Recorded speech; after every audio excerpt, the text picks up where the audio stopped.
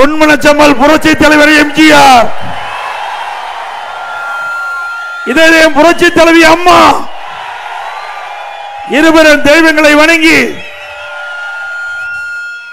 ஒட்டஞ்சத்திரம் நகரமே குலுங்கிட்ட அளவிற்கு எங்கே பார்த்தாலும் மக்கள் வெள்ளம் கடல் போல் காட்சியளிக்குது. அடுத்த ஆண்டு நடைபெறுகின்ற சட்டமன்ற பொது தேர்தலில் அனைத்து இந்திய அண்ணா திராவிட முன்னேற்ற கழக வேட்பாளர் வெற்றி பெறுவதற்கு இதுவே சாட்சி. சத்தம் தம்பி, சத்தம் வருது பார். இந்த சிறப்பான நிகழ்ச்சியிலே கலந்து கொண்டு எழுச்சி தலைமுறையாற்றிய மாவட்ட கழக செயலாளர், முன்னாள் அமைச்சர், கழக பொருளாளர் அண்ணன் திண்டுக்கல் சீனிவாசன் அவர்களே, முன்னாள் அமைச்சர், கழக துணை பொதுச் செயலாளர் மாவட்ட அண்ணன் அத்தமார் விஸ்வநாதன் அவர்களே, முன்னாள் அமைச்சர் திரு ஆர்.பி. உதயகுமார் அவர்களே, முன்னாள் அமைச்சர் எம்.ஆர். விஜயபாஸ்கர் அவர்களே, டாக்டர் பரமசிவம் முன்னாள் எம்எல்ஏ அவர்களே மற்றும் மண்டல தகவல் தொழில்நுட்ப செயலாளர் திரு ஏஎஸ்கே சரவணகுமார் அவர்களே, மாவட்ட கழக பொருளாளர் திரு எஸ்.ஏ.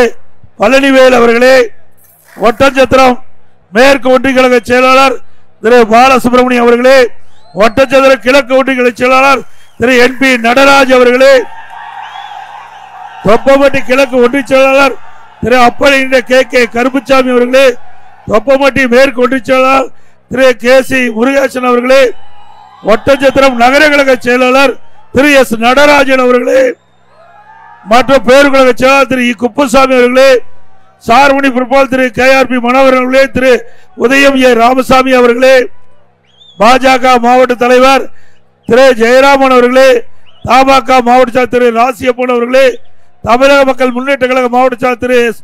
முத்துரத்தினவேல் அவர்களே, புதிய நீதி கட்சி மாவட்ட செயலாளர் திரு அருணாச்சலம் அவர்களே, மனிதநேய ஜனநாயக கட்சி மாவட்ட செயலாளர் திரு உமர் அலி அவர்களே, பார்வர்ட் பிளாக் கட்சி நிர்வாகிகளே மற்றும் தமிழர் தேசிய கட்சி தலைவர் திரு செல்வகுமார் அவர்களே, தமிழ்நாடு தேவர்புரை தலைவர் திரு முத்தையா தேவர் அவர்களே, ஐஜேகே கட்சி நிர்வாகிகளே, இந்த சிறப்பான நிகழ்ச்சிகளை கலந்து கொண்டு சிறப்பித்துக் கொண்டிருக்கின்ற ஒட்டஞ்சத்திர பகுதியில் இருக்கின்ற கழகத்தினுடைய முன்னோடி நிர்வாகிகளே, கழக உடன்பிறப்புகளே, கூட்டணி கட்சி சேர்ந்த தலைவர்களே, நிர்வாகிகளே, தொண்டர்களே, பெரியவர்களே, தாய்மார்களே, விவசாயிகளே, விவசாய தொழிலாளர்களே,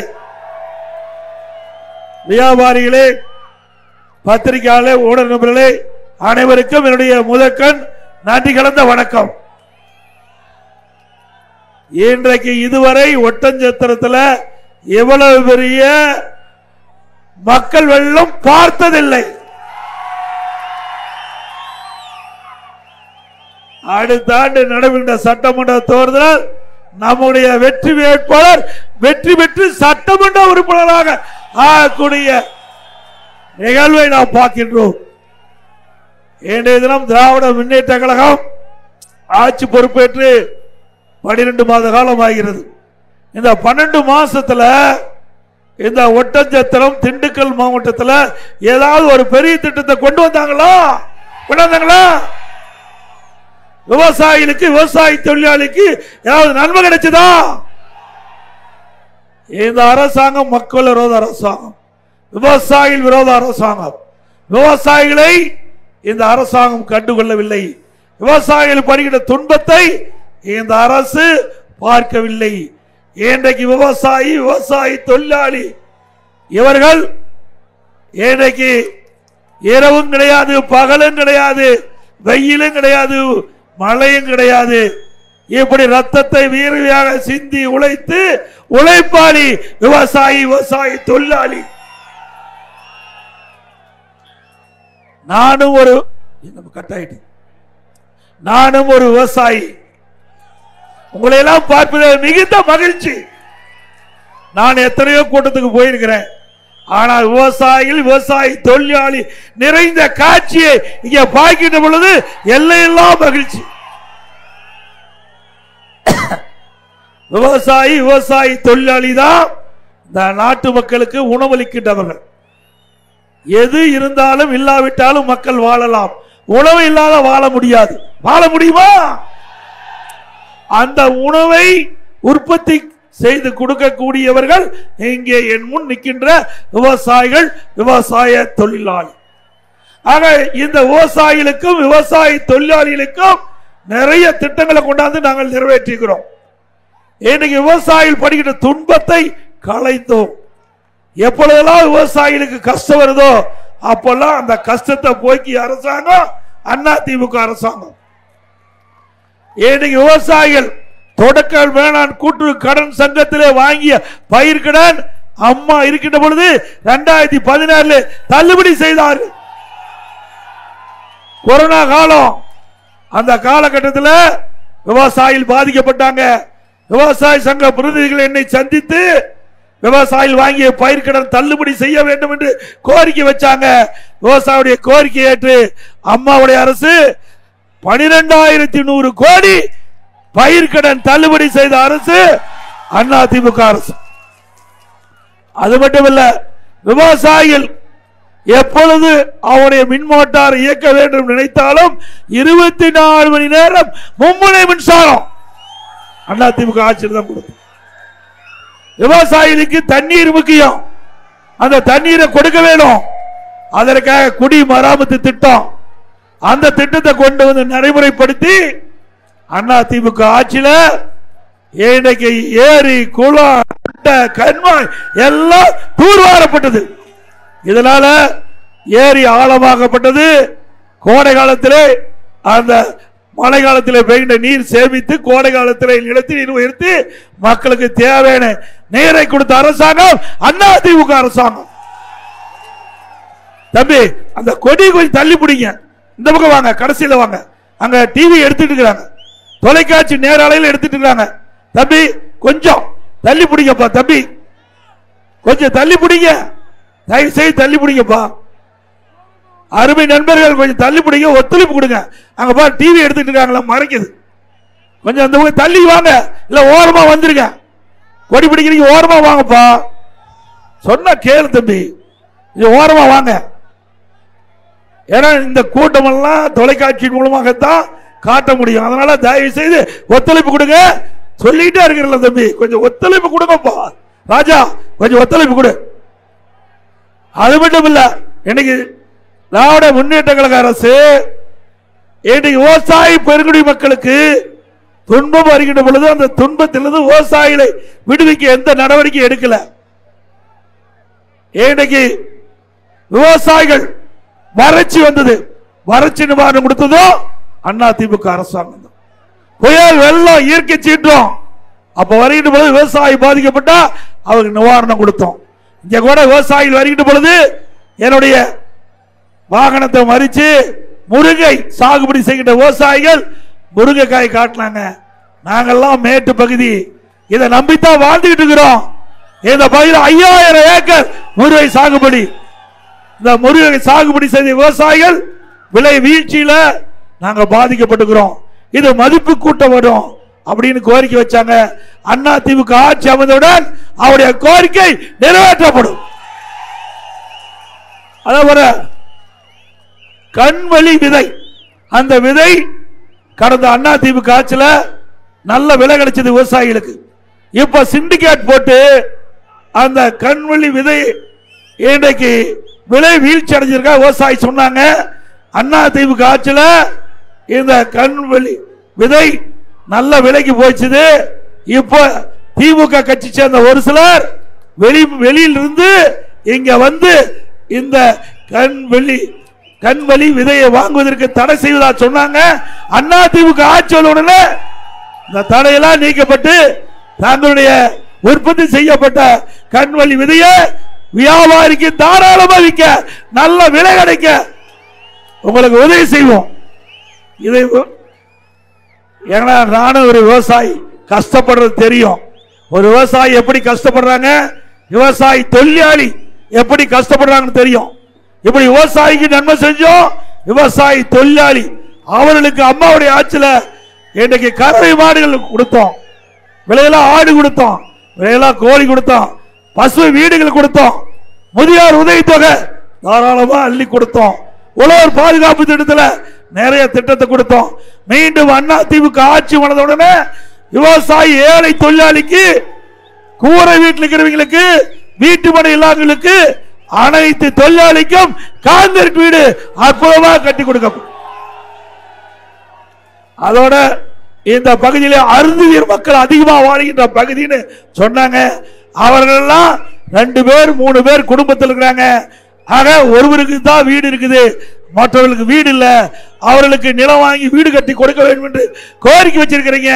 அந்த அருந்ததியர் மக்களுடைய கோரிக்கை ஏற்று அந்த வீடு மனை இல்லாதவங்க, கூரை வீட்டில் இருக்கிறவங்களுக்கு பல லட்சம் ரூபாய் மதிப்புள்ள கான்கிரீட் வீடு அந்த மக்களுக்கு கட்டி கொடுக்கப்படும். அதோட நம்முடைய தமிழகத்தில் இன்னைக்கு சட்ட ஒழுங்கு அடியோடு சீர்கெட்டு போச்சு. உங்களுக்கு நன்றா தெரியும். ஒரு மாநிலத்தில் சட்ட ஒழுங்கு சிறப்பா இருந்தா தான் அந்த மாநிலம் எல்லா துறைகளிலும் வளர்ச்சி பெற முடியும். ஆனா இன்னைக்கு தமிழகத்தில் இந்த விடியா திமுக ஆட்சியில் சட்ட ஒழுங்கு அடியோடு சீர்கெட்டு விட்டது. எங்க பார்த்தாலும் போதைப் பொருள் விற்பனை, கஞ்சா பல ரூபத்தில் வெளியில் வருது. இளைஞர்கள், மாணவர்கள், பொதுமக்கள் கஞ்சா போதைக்கு அடிமையாகி இன்றைக்கு சீரழிந்து கொண்டிருக்கின்ற நிலை தமிழகத்தில் நிலவை கொண்டிருக்கிறது. இதை கட்டுப்படுத்த வேண்டும் என்று நான் பலமுறை அரசுடைய கவனத்திற்கு எடுத்து சென்றேன். ஆனால் அரசாங்கம் கண்டுகொள்ளவில்லை. இன்றைக்கு தமிழகத்தில் போதை நடமாட்டம் அதிகரித்து இன்றைக்கு தமிழகத்தில் போதை நிறைந்த மாநிலமாக இன்றைக்கு உருவாகிவிட்டது. மீண்டும் அதிமுக ஆட்சி வந்தவுடன் இந்த போதைப் பொருள் நடமாட்டத்தை முற்றிலும் தடை செய்யப்படும். ஒரு டிஜிபி இருந்தார். அப்ப கஞ்சா விற்பனை தடை செய்ய 2.0, 3.0, 4.0 போட்டு ரிட்டையர் ஆகி ரிட்டையர் ஆகி போயிட்டார். கடைசி வரைக்கும் இதை தடுக்கவே இல்லை. அதோட இன்றைய முதலமைச்சர் நாங்கள் சொல்லும் போதெல்லாம் அவர் இதை எடுத்துக்கொள்ளவில்லை பெரிதாக. இப்பொழுது இன்றைக்கு தொலைக்காட்சியின் வாயிலாக இளைஞர்களே போதையின் பாதையில் செல்லாதீர்கள் இன்றைக்கு முதலமைச்சர் சொல்றார். நாங்க கோரிக்கை வைக்கும் போது தமிழகத்தில் போதை நடமாட்டம் அதிகரிக்குது, இதனால் மக்கள் கடுமையாக பாதிக்கிறாங்க, இதை தடுத்து நிறுத்த வேண்டும் என்று நாங்கள் கோரிக்கை வைத்தவுடன் இதை நிறைவேற்றப்பட்டிருந்தா இன்றைக்கு முதலமைச்சர் இந்த செய்தி சொல்லி இருக்க வேண்டிய அவசியம் இல்லை. இன்றைக்கு தமிழகத்தில் நம்முடைய குழந்தை செல்வங்கள், நம்முடைய செல்வம் நம்முடைய குழந்தைகள் தான். அப்படிப்பட்ட குழந்தை கண்ணெதிரே போதைக்கு அடிமையாகி சீரழிந்து கொண்டிருக்கின்றது என்பதை நாம் உணர வேண்டும். இப்படி திறமையற்ற அரசாங்கம், ஒரு பொம்மை முதலமைச்சர் தமிழகத்தை ஆண்டு கொண்டிருக்கின்றார். அது மட்டுமல்ல,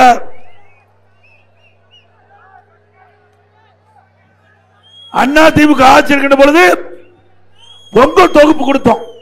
முதல் நம்முடைய அனைத்து ரேஷன் குடும்பத்தைக்கும் பொங்கல் தொகுப்பு கொடுத்தோம். எல்லாம் முறையா போய் சேர்ந்தது. அம்மா இருக்கும் போதே துவக்கி வச்சாங்க. நான் முதலமைச்சர் இருந்த பொழுது உங்களுடைய கோரிக்கை ஏற்று பொங்கல் பரிசாக அனைத்து குடும்பத்துக்கு 2500 ரூபாய் கொடுத்தாங்க.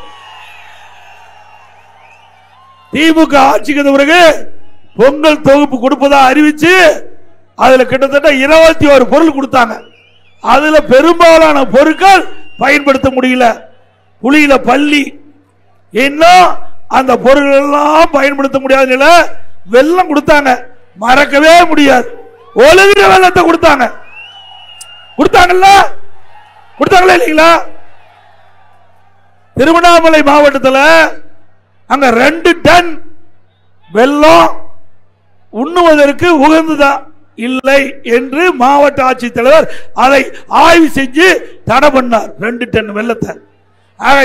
பொங்கல் பரிசு மக்களுக்கு உண்மையான வெள்ளம் கொடுக்கல, வெள்ளம் கொடுத்துட்டார். யாரு? இங்க இருக்கிற அமைச்சர், இங்க இருக்கிற அமைச்சர் தானே. ஏழைகளுக்கு கொடுப்பதில் கூட ஊழல் செய்கின்ற அரசாங்கம் திமுக அரசாங்கம். இதெல்லாம் யாருக்கு போகுது? ஏழைகள் தான். தை பொங்கல் சிறப்பாக கொண்டாட என்பதற்காக இந்த திட்டத்தை திமுக கொண்டாடுது என்று நான் கூட மகிழ்ச்சியா இருந்தேன். பரவாயில்ல, அண்ணா திமுக ஆட்சியில் கொண்டு வரப்பட்ட திட்டம் திமுக தொடர்ந்து ஆனா மக்களுக்காக இந்த திட்டத்தை தொடரல. அவங்களுக்கு வருமானம் வர்றதுக்காக இந்த பொங்கல் தொகுப்பை தொடர்ந்து இருக்கிறாங்க. இப்படிப்பட்டவர்கள் மீண்டும் வர வேண்டுமா?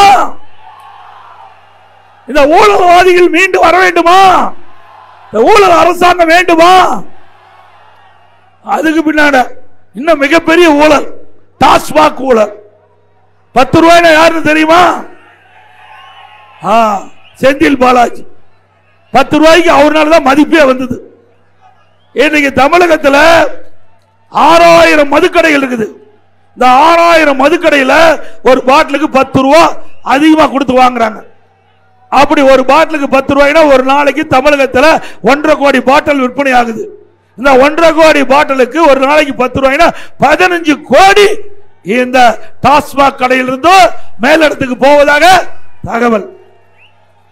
மாதத்துக்கு 450 கோடி, 4 வருடத்திற்கு 5400, அப்படின்னா 4 வருஷத்துக்கு 22,000 கோடி இந்த மதுபான கடையிலிருந்து மட்டும் திமுக மேலிடத்துக்கு போயிட்டு இருக்குது. நீங்க எல்லா ஆட்சியிலையும் திறமையா செயல்படுகிற துறை நல்ல அமைச்சர் சொல்லுவாங்க. என்ன எல்லா துறையிலுமே திறமையா மக்களுக்கு சேவை செஞ்சு அதனால மக்களுக்கு நன்மை கிடைக்கிறது பாராட்டி திறமையான அமைச்சர் சொல்லுவாங்க. ஆனா திமுகவில் யார் அதிகமா வசூல் செஞ்சு தராங்களோ அவர்தான் திறமையான அமைச்சர். இப்படிப்பட்ட கேடுகட்ட ஆட்சி இந்தியாவில் எங்கேயுமே கிடையாது. இருக்குதா? இதுக்காக ஓட்டு போட்டு மக்கள் தேர்ந்தெடுத்தாங்க. ஓட்டு போட்ட மக்களுக்கு துரோகம் செஞ்சுட்டு இருக்கிறாங்க. இன்னைக்கு விடியா திமுக அரசு ஆக ஏழை மக்களை வாட்டி வைத்து அதன் மூலமாக சம்பாதிக்கின்ற பணம் நிலைக்காது. ஏழையை வஞ்சித்தவர்கள் எவரும் வாழ்ந்ததா சரித்திரமே இல்லை. இன்னைக்கு ஒரு மக்களுக்கு சேவை செய்ய வேண்டும், மக்களுக்கு இந்த அரசாங்கத்தின் மூலமாக நன்மை செய்ய வேண்டும். அதற்காகத்தான் சட்டமன்ற உறுப்பினரை தேர்ந்தெடுத்து ஒரு அரசாங்கம் அமைக்கப்படுகிறது. ஆனால் ஆட்சிக்கு வந்தவுடன் அவர்கள் அதை மறந்து கொள்ளையடிப்பதிலே இன்றைக்கு முதன்மையாக விளங்குகின்ற அரசாங்கம் திமுக அரசாங்கம். இந்தியாவிலேயே ஊழலுக்காக கலைக்கப்பட்ட ஒரே அரசாங்கம் திமுக அரசாங்கம். திமுக ஊழல் ஊற்றுக்கண். திமுக அந்த காலத்திலேயே அரிசி பேர ஊழல், சர்க்கரை பேர ஊழல், கோதுமை பேர ஊழல், அதே வீரான ஊழல், இப்படி ஊழல் ஊழல் என்று ஊழலில் திளைத்த கட்சி திமுக கட்சி. அது மட்டும் இல்ல, இந்த கொடி பறக்குது இல்லைங்க, பறக்குதா? கொடி பறக்குதா? அது எதனால பறக்குது? காத்துனால பறக்குது. காத்து அடிக்கும் போது கொடி பறக்குது. பாருங்க, அண்ணா திமுக கொடி, பிஜேபி கொடி, இந்த புலி கொடி எல்லாம் பறக்குது. பறக்குதுல, காத்துனால பறக்குது. இந்த காத்த கண்ணுல பார்க்க முடியுதா? கண்ணுல பார்க்காத திட்டத்துல கூட ஊழல் செய்கின்ற ஒரே கட்சி திமுக கட்சி. 2G ஸ்பெக்ட்ரம் 1,74,000 கோடி ஊழல் செய்த கட்சி திமுக கட்சி. இன்றைக்கு இந்திய அளவில் தமிழ்நாட்டு மக்களை தலைகுனிய வைத்த கட்சி திமுக கட்சி. உண்மைதானே? இன்றைக்கு நீதிமன்றத்தில் வழக்கு நடந்துகிட்டு இருக்குது. கண்ணுக்கு தெரியாத காற்றில் ஊழல் செய்கின்ற கட்சி தொடர வேண்டுமா? அது மட்டுமல்ல, இன்றைக்கு திராவிட முன்னேற்ற கழக ஆட்சியில் அரசு ஊழியர்கள் போராட்டம், விவசாயிகள் போராட்டம், பகுதி ஆசிரியர்கள் போராட்டம், தூய்மை பணியாளர் போராட்டம். இன்றைக்கு போராட்டம் என்று தமிழகம் போராட்ட களமாக இன்றைக்கு மாறிவிட்டது.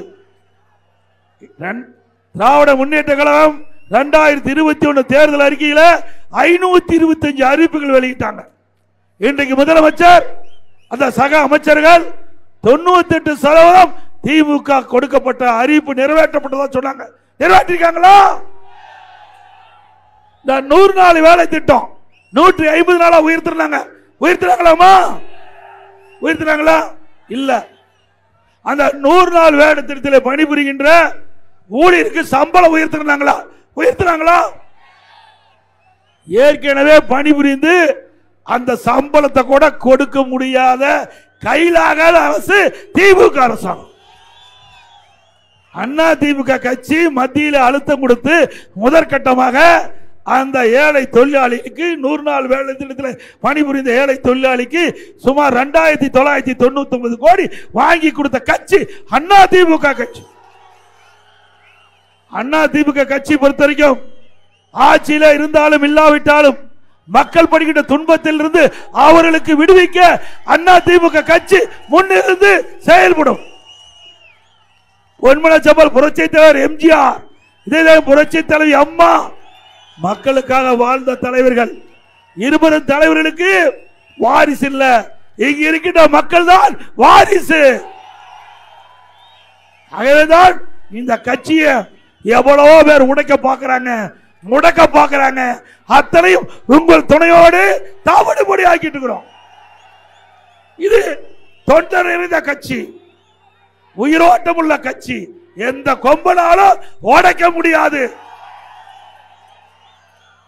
அதிமுக தான் சாதாரண தொண்டன் கூட எம்எல்ஏ ஆகலாம், எம்பி ஆகலாம், அமைச்சர் ஆகலாம், முதலமைச்சரே ஆகலாம். அதிமுக ஆட்சியில் தான் தொண்டன் இன்றைக்கு கட்சிக்கு பொதுச் செயலாளராக முடியும்.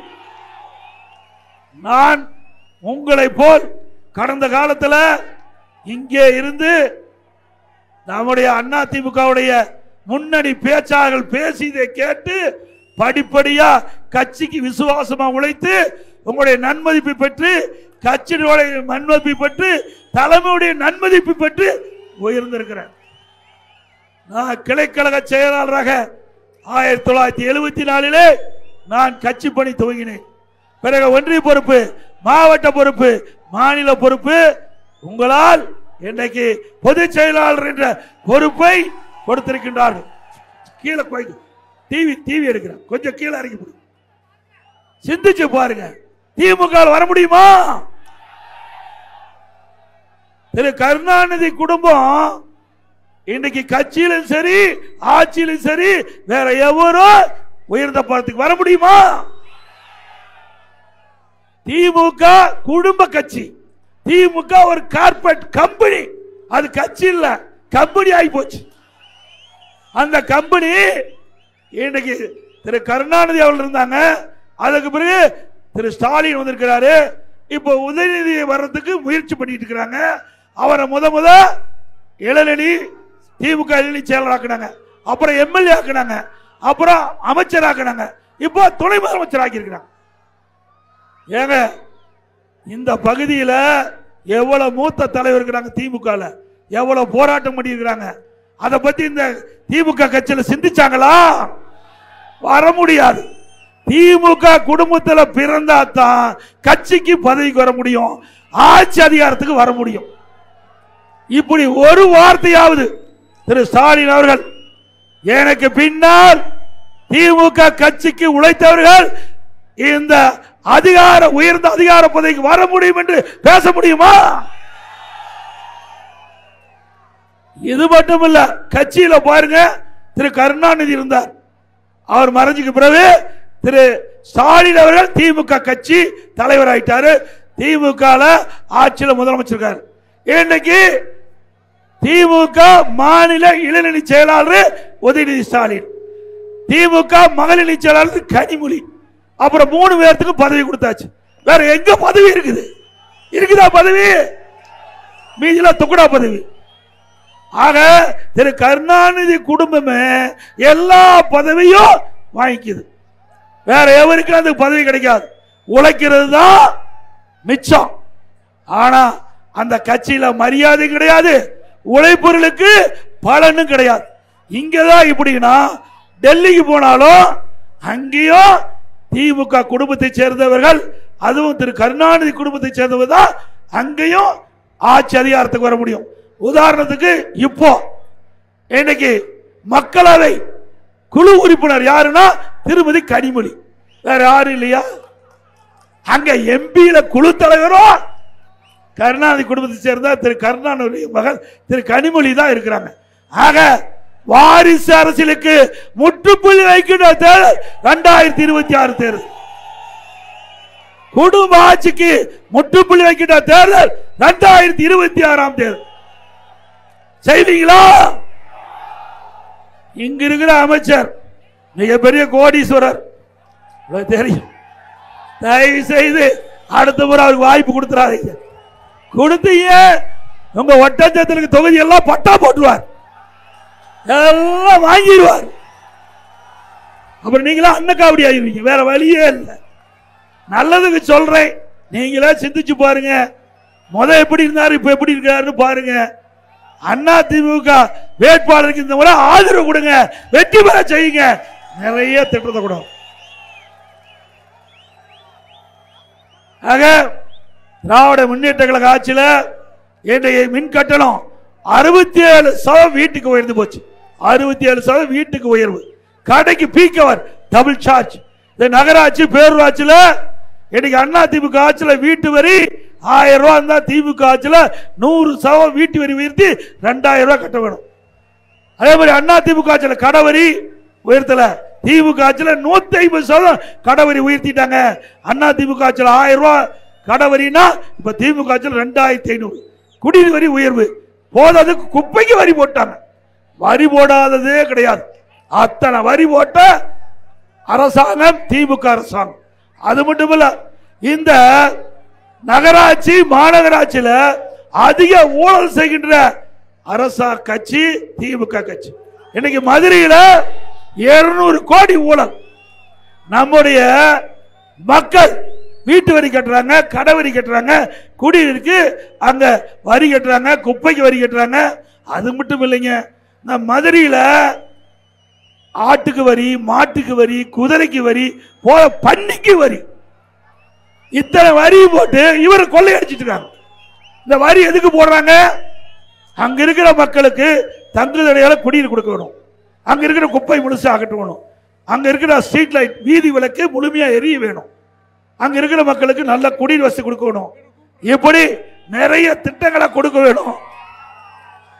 இதுக்காகத்தான் வரி போட்டு நம்ம கிட்ட வசூல் பண்றாங்க உள்ளாட்சி அமைப்பு. ஆனா இந்த பன்னிக்கு போட்ட வரி கூட கொள்ளையடிக்கிற கட்சி திமுக கட்சி, திமுக மேயர். நம்முடைய திண்டுக்கல் மாநகராட்சியில் 4,66,00,000 இன்றைக்கு முறைகேடு நடந்ததா கண்டுபிடிக்கப்பட்டு அந்த அதிகாரிகளை இன்றைக்கு கைது செய்யப்பட்டிருக்கிறாங்க. யாரு? திமுக ஆட்சி, திமுக மேயர். அதுல முறைகேடு கண்டுபிடிச்சா அதிகாரி தான் கைது பண்ணிருக்காங்க, மேயர எதுவுமே செய்யல.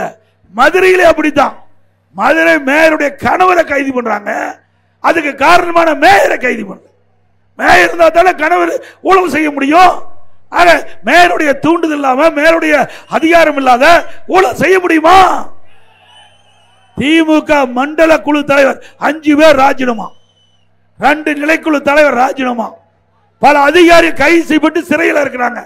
ஆக இப்படி ஊழல் மலிந்த அரசாங்கம் தேவையா? அதை விட இது கிராமம் நிறைந்த பகுதி, ஏழை மக்கள் நிறைந்த பகுதி. இந்த மக்களுக்கு அந்த பகுதியிலேயே நல்ல மருத்துவ சிகிச்சை கொடுக்க என்பதற்காக அம்மா மினிக்கிளினிக் கொண்டாந்தோம். அம்மா மினிக்கிளினிக் 2000 அம்மா மினிக்கிளினிக் தமிழகத்தில் அறிவிக்கப்பட்டு அதையெல்லாம் நாங்கள் திறந்து அங்க இருக்கிற மக்களுக்கு, ஏழை மக்களுக்கு அம்மா மினிக்கிளினிக்ல நல்ல சிகிச்சை அளிச்சோம். அது பொறுக்க முடியல திரு ஸ்டாலின் அரசாங்கத்துக்கு. உடனே பார்த்தாங்க, ஆனா இந்த அம்மா மினிக்கிளினிக்ல மக்களுக்கு அதிகமா நல்ல மருத்துவ சிகிச்சை கிடைக்குது, அண்ணா திமுக கட்சிக்கு நல்ல பேர் வருதுன்னு ரத்து பண்ணிட்டாங்க. ஏழைகளுக்கு மருத்துவ சிகிச்சை கொடுப்பதை கூட பொறுத்து கொள்ள முடியாத அரசாங்கம் திரு ஸ்டாலின் மாடல் அரசாங்கம். இவரெல்லாம் ஏழைகளை காப்பாற்ற போறாங்க. ஒரு திட்டத்தை கொண்டு வருகின்ற பொழுது அது மக்களுக்கு நன்மை கிடைக்கும் சொன்னா அடுத்த அரசாங்கம் வரும்போது அது தொடர்ந்து செயல்படணும். அப்பதான் அந்த அரசாங்கத்துக்கு நல்ல மரியாதை மக்களுக்கு கிடைக்கும். ஆனா இந்த அரசாங்கத்தை பத்தி அதையெல்லாம் கவலை இல்லை. நாட்டு மக்கள் எக்கேடு கெட்டு போனாலும் பரவாயில்ல, தன் குடும்பம் நன்றாக வசதியாக வாழ வேண்டும் என்று நினைக்கிற கட்சி திமுக கட்சி. திரு ஸ்டாலின் அவர்களே, நீங்கள் 2000 அம்மா மினிக்கிளினிக் தான் மூடி இருக்கிறீங்க. இங்க இருக்கிற மக்கள் துணையோடு அடுத்த ஆண்டு அண்ணா திமுக வெற்றி பெற்று ஆட்சி அமைத்து 4000 அம்மா மினிக்கிளினிக் திறக்கப்படும். 4000 அம்மா. ஏழைகளுக்கு வைத்தியம் செய்வது, ஏழைகளுக்கு சிகிச்சை அளிப்பது எந்த விதத்திலும் ஏற்றுக்கொள்ள முடியாது. அதை தடுப்பது எந்த விதத்திலும் ஏற்றுக்கொள்ள முடியாது. ஏழைகளுக்காக தொடங்கப்பட்ட கட்சி அண்ணா திமுக கட்சி. ஆக ஏழைகள் எப்போதெல்லாம் வஞ்சிக்கப்படுகிறார்களோ அப்பெல்லாம் தடுத்து நிறுத்தி உடைத்து அந்த மக்களுக்கு நன்மை செய்யக்கூடிய கட்சியாக அரசாங்கம் அண்ணா திமுக அரசாங்கம் இருக்கும் என்பதை நேரத்தில் தெரிவிக்க விரும்புகின்றேன். அது மட்டுமல்ல, இது கிராமம் சூழ்ந்த பகுதி, இன்றைக்கு ஏழை மக்கள் நிறைந்த பகுதி, விவசாய தொழிலாளி, இப்படி கைத்தறி தொழிலாளி, இன்றைக்கு பல தொழிலாளிகள் குழந்தை அரசாங்க பள்ளியில் படிக்குது. இன்னைக்கு அரசாங்க பள்ளியில் படிக்கின்ற மாணவ செல்வங்கள் பெரும்பாலும் ஏழை குடும்பத்தை சேர்ந்ததுதான். அந்த மாணவர்கள் மருத்துவராக வேண்டும். அதற்காக அண்ணா திமுக அரசு கின்ற பொழுது 7.5% உள்ஒதுக்கீட்டை கொண்டு வந்து சட்டம் இயற்றப்பட்டு அமுல்படுத்தப்பட்டு இன்றைய தினம் 2818 அரசு பள்ளியை படித்த மாணவ மாணவிகள் மருத்துவ கல்வி கிடைச்சிருக்குது. இந்த இடஒதுக்கீட்டில் மூலமாக தேர்வு செய்யப்பட்ட அனைவரும் அரசு பள்ளியை படித்த ஏழை மாணவர்கள்.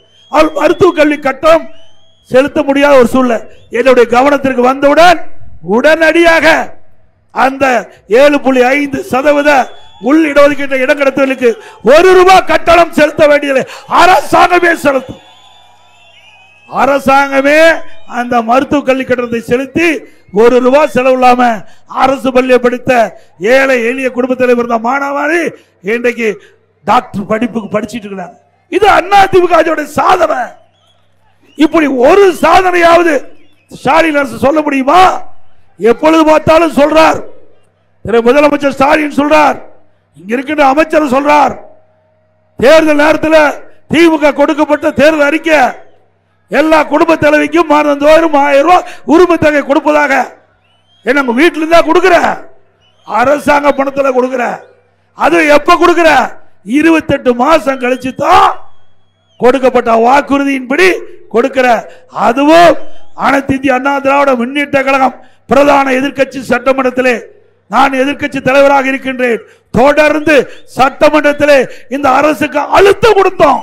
எங்களுடைய சட்டமன்ற அண்ணன் விஸ்வநாதர்கள், அண்ணன் திண்டுக்கல் சீனிவாசன் அத்தனை பேரும் சட்டமன்றத்திலே நீங்கள் இந்த வாக்குறுதியை நிறைவேற்ற வேண்டும். தேர்தல் நேரத்திலே அந்த குடும்ப தலைவருடைய வாக்குகளை பெற்று ஆட்சிக்கு வந்த பிறகு கொடுக்கப்பட்ட வாக்குறுதியை நிறைவேற்றவில்லை. 28 மாத காலம் உருண்டு ஓடிவிட்டது.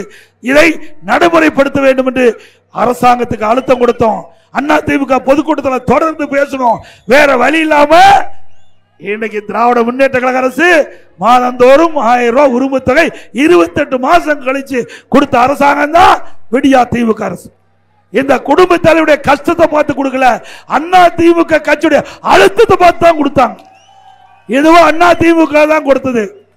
அது மட்டும் இல்ல, இப்பொழுது 30 லட்சம் பேருக்கு கூடுதலா கொடுப்பேன் அறிவிச்சிருக்கிறார். போன மாசம் எப்போ? இன்னும் 7 மாசம் தான் இருக்குது. திமுக ஆட்சியுடைய ஆயுள் காலம் 7 மாசம் இருக்குது. இந்த 7 மாசத்துக்கு 53 மாசம் போயிட்டுது. 7 மாசத்துக்கு 7000 ரூபாய் கொடுத்து அடுத்த ஆண்டு நடைபெறுகின்ற சட்டமன்ற பொதுத் தேர்தலில் இந்த 30 லட்சம் குடும்பத்துடைய வாக்குகளை பெறுவதற்காக தந்திரமாக ஸ்டாலின் மாடல் அரசு ஒரு நாடகத்தை அரங்கேற்குது. ஏன் இப்போ 30 லட்சம் பேருக்கு விதியை தளர்த்துன்னு சொல்றீங்களே, 28 மாசம் கொடுத்தீங்களா? அப்போ 28 மாசம் கழிச்சு அப்பதான் இந்த ஏழை குடும்பத்தை சேர்ந்த குடும்ப தலைவிக்கு அவருடைய படுகின்ற கஷ்டத்தை பார்த்து விதிகளை தளர்த்தி அப்பொழுதே கொடுத்திருந்தா 32 மாசத்துக்கு 32,000 ரூபாய் கிடைச்சிருக்கும். கிடைச்சிருக்கும்ல? இப்ப எதற்காக கொடுக்கறாங்க? இந்த குடும்பத்திற்கு ஓட்டுகளை வாங்குவதற்காக கொடுக்கறாங்க. அந்த குடும்ப தலைவருடைய கஷ்டத்தை பார்த்து கொடுக்கல. ஆக இப்படி மக்களை ஏமாற்றுகின்ற அரசு தேவையா? அதுவும் அண்ணா திமுக தேர்தல் அறிக்கையில குறிப்பிட்டிருந்தோம். நல்லா பாருங்க, படிச்சு பாருங்க. அண்ணா திமுக தேர்தல் அறிக்கையில அண்ணா திமுக ஆட்சிக்கு வந்தா குடும்பத்துக்கு 1500 ரூபாய் கொடுக்க சொன்னோம். 1500 ரூபாய் கொடுக்க சொன்னோம். ஆனா திமுக மக்களை பேசி பேசி கவர்ச்சிகரமா பேசி மக்களை ஏமாற்றி ஆட்சிக்கு வந்து அதை 28 மாசம் கழிச்சு அண்ணா திமுக கட்சியுடைய அழுத்தத்தில் தான் இந்த உரிமை தொகையை நம்முடைய குடும்ப தலைவர் கொடுத்திருக்காங்க என்பதை நீங்க எண்ணி பார்க்க வேண்டும். அண்ணா திமுக கட்சி உங்களுடைய கட்சி, ஏழை மக்களுடைய கட்சி, ஏழை மக்களுடைய சொத்து அண்ணா திமுக கட்சி. இந்த அண்ணா திமுகவில் கட்சிக்கு விசுவாசமா இன்னைக்கு மக்களுக்கு சேவை செஞ்சு தலைமைக்கு விசுவாசமா இருந்தா யார் வேணாலும் உயர்ந்த பதவிக்கு வர முடியும். எம்எல்ஏ முடியும், எம்பி முடியும். அமைச்சராக முடியும், இன்னும் முதலமைச்சர் கூட ஆக முடியும். அதே இப்படிப்பட்ட அண்ணா திமுக ஆட்சிக்கு நீங்கள் அத்தனை பேரும் நல்ல ஆதரவை நல்க வேண்டும் என்று இந்த நேரத்தில் கேட்டு,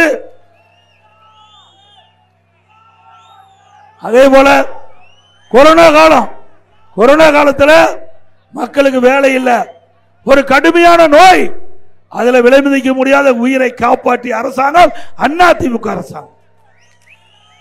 அதோட கொரோனா காலத்தில் ஒரு வருஷம் ரேஷன் கடையில் விலையில அரிசி, விலையில சக்கரை, விலையில எண்ணெய் எல்லாம் அண்ணா திமுக ஆட்சியில் கொடுத்தோம். அதோட கல்லூரிகள் மூடப்பட்டது, பள்ளி மூடப்பட்டது, மாணவர்கள் ஓராண்டு மன உளைச்சல் இருந்தாங்க. மன உளைச்சலை போக்கிட்ட விதமாக கல்லூரி மாணவர்களுக்கு ஆன்லைன்ல வகுப்பு நடத்தோம், ஆன்லைன்ல தேர்வு எழுதினாங்க. கல்லூரியில் படித்த மாணவர்கள் பட்டம் வாங்கினாங்க. பள்ளியில் படிக்கிற மாணவருக்கு ஆல் பாஸ் போட்டு கொடுத்தோம், எல்லாத்துக்கும் பாஸ் போட்டு கொடுத்தோம். அதே போல இன்றைக்கு அண்ணா திமுக ஆட்சி மலர்ந்தவுடன் ஒவ்வொரு தீபாவளி என்றும் நம்முடைய தாய்மார்களுக்கும் நம்முடைய சகோதரிகளுக்கும் அற்புதமான சேலை கொடுக்கப்படும். தீபாவளி சேலை கொடுக்கப்படும்.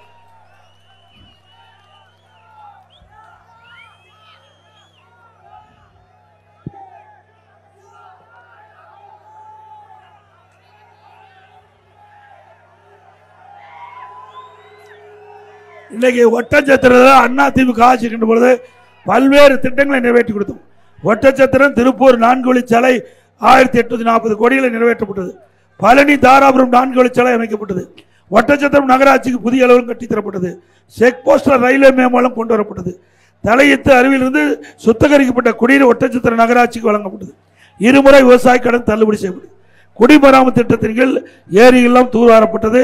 அதோட ஒட்டச்சத்திரம் நகராட்சியில் இருக்கிற அம்மா உணவகம் சரியா செயல்படல் கொடுத்திருக்கிறீங்க. அண்ணா திமுக ஆட்சிக்கு தரமான உணவு அம்மா உணவகத்திலிருந்து கொடுக்கும். அதே போல ஒட்டச்சத்திரம் பழனி புறவழிச்சாலை அமைக்கப்பட்டது அண்ணா திமுக ஆட்சியில். வடகாடு ஊராட்சி மலைவாழ் மக்கள் வசிக்கும் சிறுவாக்காட்டில் மின்சார வசதியில் டிரான்ஸ்பார் அமைச்சு அங்க மின்சார வசதி செஞ்சு கொடுத்தோம். இந்த பகுதியில் கண்மொழி விதைக்கு அவர்களுக்கு நல்ல விலை கிடைக்க அரசாங்கமே கொள்முதல் செய்யவும் சொல்லியிருக்கிறீங்க. அண்ணா திமுக அரசு பரிசீலித்து அதை நிறைவேற்றுக்குண்டான நடவடிக்கை எடுக்கப்படும். இன்னும் பல கோரிக்கைகள் கொடுத்திருக்கிறீங்க. அதே போல பழனி வர்தமா நதியிலிருந்து கோம்பைப்பட்டி, சந்திரப்பட்டி, தாசிரிப்பட்டி, புதுக்கோட்டை வழியா 60 கோடி மதிப்பீட்டில் ஏற்கனவே அம்மா ஆட்சியில் கொண்டு வரப்பட்ட திட்டம் திமுக ஆட்சியில் கிடப்பில் போட்டிருக்கிறாங்க. அண்ணா திமுக ஆட்சியாளர்கள் இந்த திட்டத்தை நிறைவேற்றி தரப்படும். 2026ஆம் ஆண்டு நடைபெற்ற சட்டமன்ற பொதுத் தேர்தலில் நம்முடைய அனைத்து இந்திய அண்ணா திராவிட முன்னேற்ற கழக தலைமையில் அமைக்கப்பட்ட கூட்டணியுடைய நம்முடைய அண்ணா திமுக வேட்பாளர் நிறுத்தப்பட்டால் அவருக்கு இரட்டை சின்னத்திலே வாக்களித்து வெற்றி பெறுச்சு. மக்களை காப்போம், தமிழகத்தை மீட்போம். தமிழகத்தை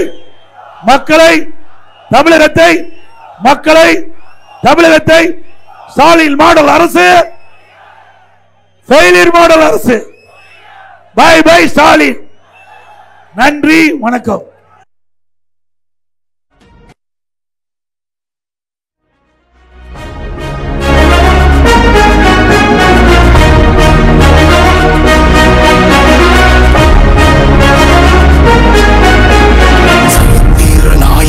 சாமானிய நாயகன், தமிழக தாய மீட்க உறுதி கொண்ட ஒரு மகன். அடித்தட்ட பார்த்தவன், அரியணையும் பார்த்தவன், புரட்சி தலைவி வழி புலியனவே நடந்தவன்.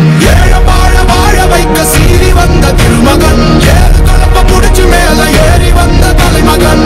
ஏழ வாழ வாழ வைக்க சீறி வந்த திருமகன்,